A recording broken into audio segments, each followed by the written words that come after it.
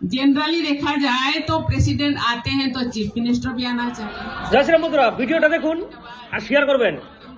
আমাদের সম্মানীয় রাষ্ট্রপতি মুর্মুজি কি বলেছে, বেশি দিন নেই, এপ্রিল পর্যন্ত আছে, 2-3 মাস আর অল্প অহংকার করুক। অহংকারে কার পুরি সরকার হয়েছে আপনারা কমেন্টে জানাবেন।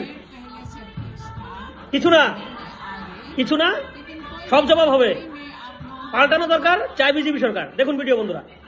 उनका मन में ऐसा है तो फिर और भी धन्यवाद है, क्योंकि जनरली देखा जाए तो प्रेसिडेंट आते हैं तो चीफ मिनिस्टर भी आना चाहिए, मंत्री भी आना चाहिए, लेकिन चीफ मिनिस्टर मैडम भी आए नहीं और गवर्नर का तो तबादला हो गया है तो वो नहीं आ पाए। लेकिन क्योंकि डेट पहले से फिक्स था इसीलिए मैं आ गई।